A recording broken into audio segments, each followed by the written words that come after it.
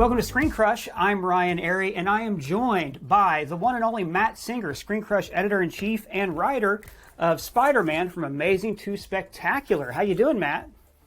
Now that you plugged the book, I'm doing fantastic. Thank you. Thank you for having me, Ryan. It's a great book. You just need a really big table to keep it on. Yeah. It literally doesn't fit on most standard bookshelves. That might have been a slight miscalculation, but it's a good book anyway. Yeah, we don't have a single shelf here in the video store that it actually fits on, which is why I keep it on my desk. And then we have Rachel Leishman from the Mary Sue. What's going on, Rachel? Nothing much. I'm just very excited to talk about my sweet boy, Peter Parker. Well, which one? Oh, spoilers for No Way Home are ahead. All of them. Every one. I mean, it's the thing that Sony was warning us not to spoil that was spoiled years ago. That was the worst kept secret in Hollywood. So yeah, let's talk about this movie. I want to go through, talk to each of you about your thoughts on the movie, just kind of an overview, what you liked, what you didn't like, and was it too much, was it overkill, and then where you think the MCU and Spider-Man are going to go from here. Matt, you want to go first? What'd you think of the movie? Sure. I mean, I enjoyed it. People can read my review without spoilers at ScreenCrush.com. I did think that you mentioned, is it too much or however you phrased it. I did think the middle of the movie, the second act, was the weakest. And there were points that I was going, I don't know, guys, this is getting awfully confusing. All of the rigmarole with how the villains got there, what they were doing, how to send them back, if they should send them back, and they're all just like standing around in Doctor Strange's laundry room. I was getting a little nervous at that point, but I felt like the end of the movie really redeemed itself. You already mentioned, that's when it feels weird to even say it out loud after all, 2 years of we're not, you're not supposed to talk about it. They're not going to be in it. But when Toby and Andrew show up, I felt like they both did a really great job. And I felt like the movie, I was sort of I assumed they were going to be in it, but I assumed that they would be in it very briefly. And it's not like they have enormous roles, but they're bigger than I expected. And they have, they're not just in that last action scene at the Statue of Liberty, which, like Ryan correctly predicted, they're going to be in there and they're going to be in this shot and this shot. And they cut them out, and that was absolutely what they did. But it's not just that they're helping him in that final battle. They have interactions, they have dialogue scenes, they all get to interact with each other in quiet moments. And while I am a very big Spider-Man fan, that tends to be the stuff that I like the best is the Peter Parker stuff.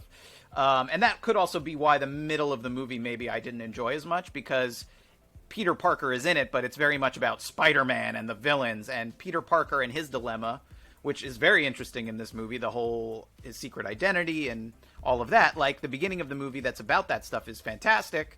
And then they sort of just abandon that, really. The whole, how can he exist if everyone knows who he is?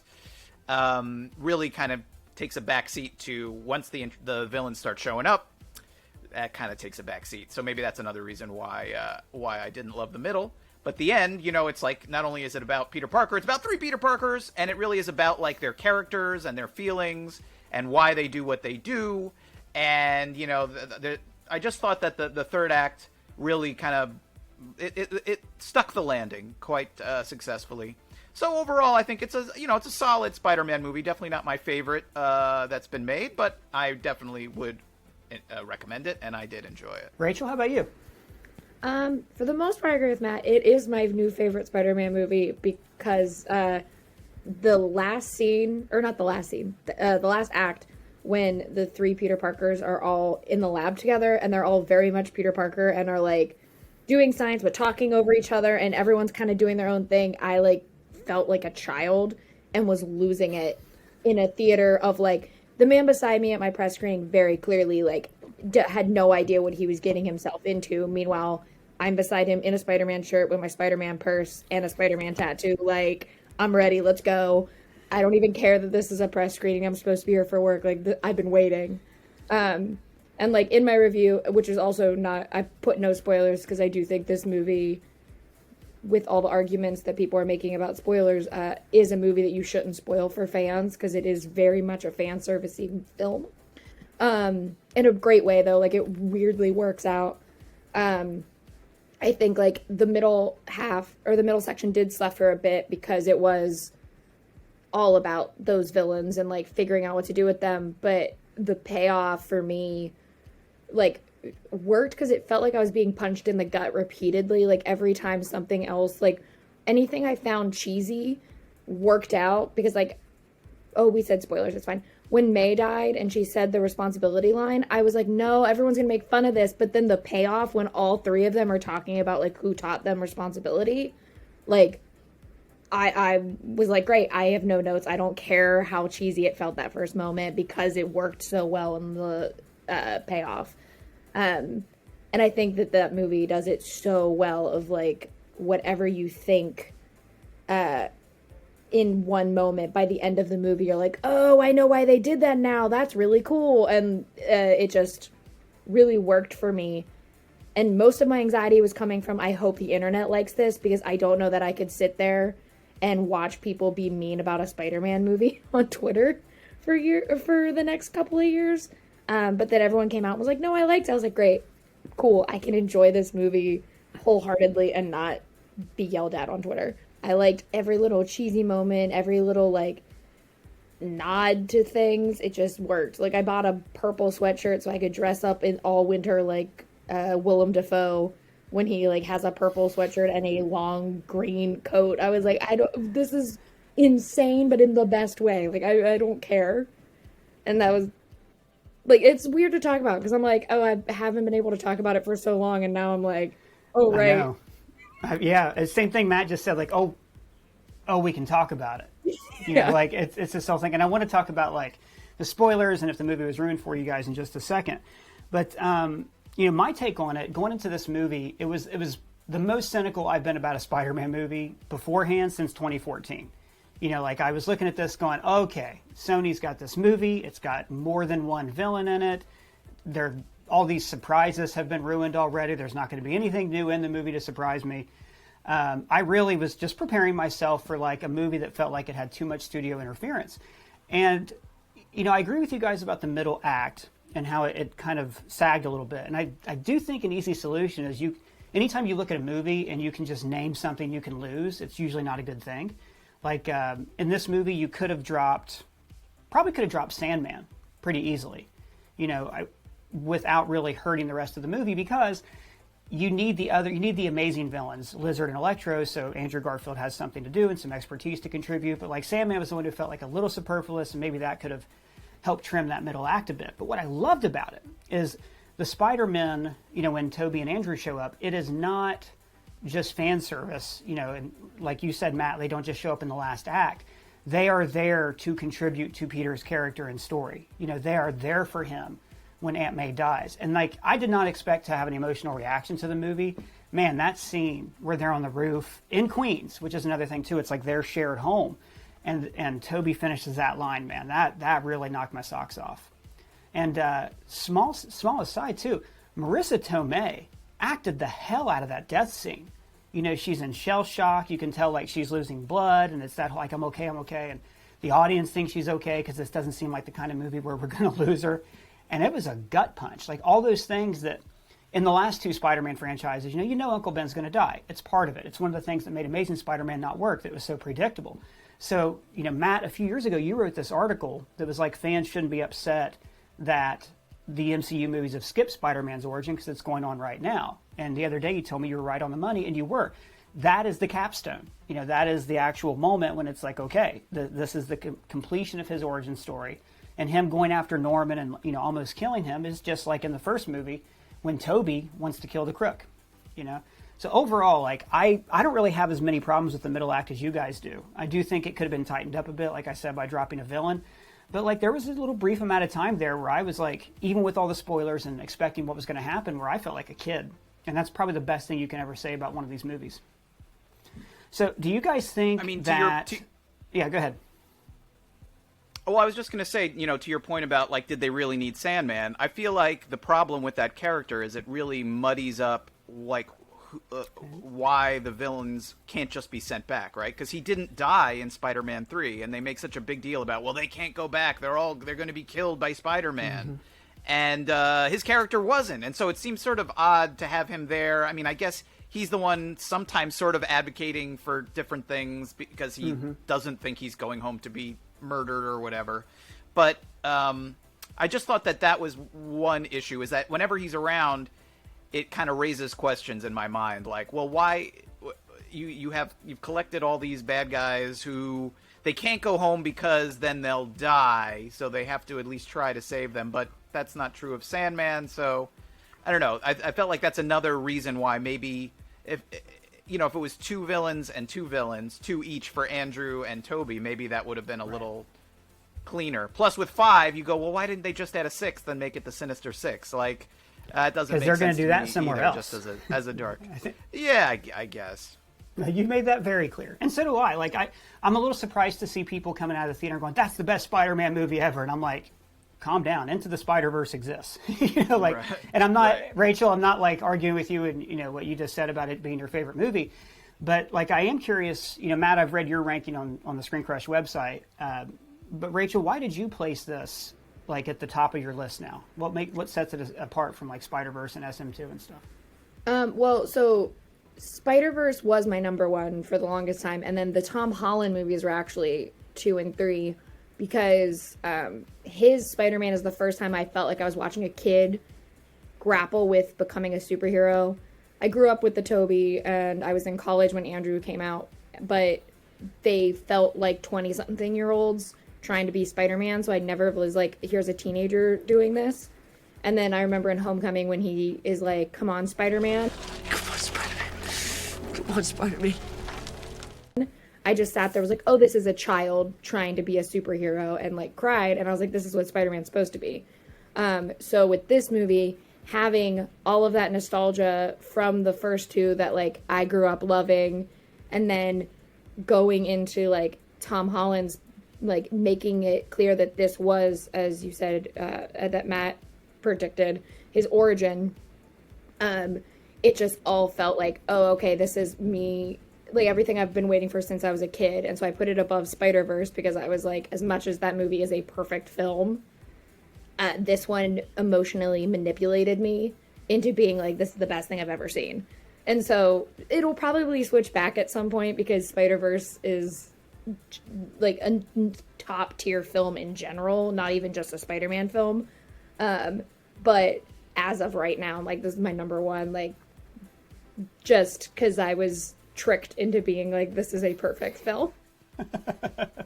Matt, would you have anything to add to that? I mean, I don't think it's a perfect film, but that's fine. It's good. And yeah, I mean, like you said, like we have a ranking on ScreenCrush of the Spider-Man movies, and yeah, I mean, it's a good movie, but I definitely would place a few, like I would still put Spider-Verse and Spider-Man 2, and actually I really enjoy the previous Tom Holland movies as well, and would rank those ahead of it probably as well. Like I said, the middle of the movie, I mean, it does let you out on a really big emotional high, and I think that's why it's an easy movie to love, because like I said, it delivers what everyone, not necessarily what it promised, because it didn't promise any of these people actually being in it. People just assumed they were. So it sort of over delivers in that sense, and and all the characters that are in it are really well done. And they all get a bunch of stuff to do in the end, and they all get to shine, and it really kind of hits all the little notes that you would want from this kind of movie, and it leaves you in a really nice, happy, emotional place. Other than that post-credit scene, I feel like people are going to be annoyed by that. I mean, I don't really care, but that's going to be a sticking point for some people. But yeah, so like I totally understand, and I'm. If it's your favorite Spider-Man movie, great. It's certainly one of the most Spider-Man movies. I don't know if it has more than Spider-Verse at this point, because that movie had like even more Spider-Man in it. But yeah, it's definitely a crowd-pleasing film. Like it sets out to do something, and it absolutely does it. So I wouldn't begrudge anyone. I mean, I had a great time. I wouldn't begrudge anyone for having a great time, loving it, thinking it's fantastic. I want to talk about something that's not even about the movie. It's about this world we live in today, and that is the fact that I have never, not even with Endgame, I've never seen fans so keen to ruin a movie for themselves. as they were for this. So I think the timeline breaks down like this. Jamie Foxx was cast, and then he announced he was cast and said, and posted like a meme of the three Spider-Men together, basically spoiling this. But then like there were all these leaks years ago. We made a video years ago about this, that, you know, all these other villains are going to be in it, and the Spider-Men were going to be in it, and then this Andrew shot leaked. And actually when I saw, you know, the shot of Andrew with the blue screen behind him on the rail, when I saw that shot in the movie, I was like, there it is. So that leaked. We had the trailer, the entire unfinished trailer leaked. I mean, and fans were just gobbling this up and trying to outsmart the studio. And, oh, look, Lizard got punched by midair. This has to mean Andrew. And it seemed like nobody in the general fandom wanted to be surprised. So even that jerk who posted spoiled photos and put his watermark in them, why would you want to do that? And even like yesterday, going on to YouTube, every top video was a major spoiler in the title of like cam footage before Sony and Marvel could get to them and shut them down. So this did affect my viewing of the movie, because I wasn't surprised by the Andrews. I wasn't surprised by Daredevil. I was surprised by Aunt May, which is the key thing, because I guess that's the really emotionally resonating moment. How about you guys? I'm curious, did this affect you at all, knowing all this was a strong possibility beforehand? Yeah, sure. Yes. I still had fun, especially like with the Andrew reveal, because as soon as he turned around, I was like, that's Andrew Garfield. There's no way that's Tom Holland. Like, he's too tall. Like, I just knew before you could even see the suit. But like, I had fun, even though I knew, okay, like Andrew Garfield was in Atlanta and ordered pizza. I'm well aware of that because the internet went crazy about it. I know about all the villains. Like, I saw all the things against my will most of the time. But I had also, like, stopped really looking past anything. Like, even when I was writing things and theories, I would just stop looking at anyone else's posts and just write what my own theories were, and was like, I'm not looking further into this because I'm going to find, like, the whole script online somewhere. And it'll not be listed as that. It'll just be like, here's the script. I've just put it in a paragraph. So, like, it did, but it also didn't, because I was having so much fun. I think I just kind of was like, you know what? It's fine that I knew the three of them were going to show up. It's fine that I knew Matt Murdock was going to be there. I was surprised by how little Matt Murdock is in this movie. And they were just like, you get a tease that Charlie Cox is still Matt Murdock and nothing else. Like, there you go. But yeah, like, if I hadn't known, I would have screamed probably in a room full of strangers. But instead, I was just like, great, cool. They are there, and this is awesome. But it just kind of tampered my reaction versus... So speaking of the Matt Murdock reveal, it was, you know, that shot, the still frame of him had leaked, and I saw it against my will, just like you perfectly said. So when he showed up, I thought, oh, okay, so he might show up at the end, and we'll tease some kind of future team up. And I think that had it been any other studio except Marvel Studios, like had it been, you know, Warner Brothers and the Snyderverse, they would have thrown in Daredevil, they would have thrown in Daredevil's cousin, they would have thrown in anybody they could have fit into that last scene to tease the next movie. But they did the smart thing. John Watson, the whole team did the right thing here, which is they said, no, we could do that, but it would really cheapen the journey. If all of a sudden it's because it's not just a physical climax, it's the emotional climax. You know, it's when Peter sort of finally becomes Spider-Man with the blessing of these other two Spider-Men. And I'm really glad they didn't cram him in there. And also, how in that last battle, you know, we have a video coming out about how the whole movie is about failure and about redeeming failures, because as Matt put very brilliantly in your review for No Way Home, Spider-Man is defined by being a screw-up, you know, and not just by being a screw-up, but also trying to do better. Like, he's a normal guy. We're all just trying to do better. So I like that last battle because they didn't throw in the kitchen sink with Charlie Cox and Thor and everybody else showing up. They gave Andrew a chance to redeem his failure to save Gwen. They gave Toby a chance to kind of impart a little bit of wisdom onto Peter, you know, by saying, don't kill Norman. They also gave him a chance to redeem his mistakes, you know, when he was able to save Norman. He even has that really sad moment where he says, I've been thinking about how to do this for a few years because this killed his best friend. This killed his best friend's dad, you know. So I loved how, you know, that was all like part of the redemption. Matt, how about you? Spoilers get to you at all? No, maybe I mean, I certainly had heard all the, you know, rumors about who this person is in it and that person is in it, but maybe I just don't pay enough attention to some of it that I just, I didn't know like I said before, like I didn't know exactly how they were going to be used, and for the most part, that still surprised me. Like I said, I assumed they were in it, but that they were just going to kind of show up at the end. I would, like my assumption was that it was going to be kind of like Ghostbusters Afterlife, not to spoil another movie that's unrelated. But the fact that, like, in that movie, like, the original Ghostbusters just, like, show up at the end and they're just like, hey, and they zap the ghost and then they're like, okay, bye. Like, that was sort of what I expected from this movie, from the other Spider-Man, that they would show up and, maybe just kind of, help him out in the end and wave to the camera and then vanish. So the fact that they were in more of the movie and that they had sort of more to do than just punch and kick things, that did genuinely surprise me. So I guess I didn't, in terms of like spoiling it, I really didn't feel that spoiled. To me, like, that was the surprising part. Not that they were in it, but that they got to do stuff. And like Andrew Garfield was like wildly committed to this part. Like he was giving like he was acting, like some, like, not that I think he deserves an Oscar, but like it was like he was like, I'm gonna get an Oscar for this role. Like he is so emotionally invested in what is still, it's a large cameo, but it's still basically like a little like fan service cameo in this movie. Like he's so in the moment, and so like he looks like he's about to sob in like half of the scenes. Which is, sort of lovely that he is, that it's not just how much are you going to pay me to show up?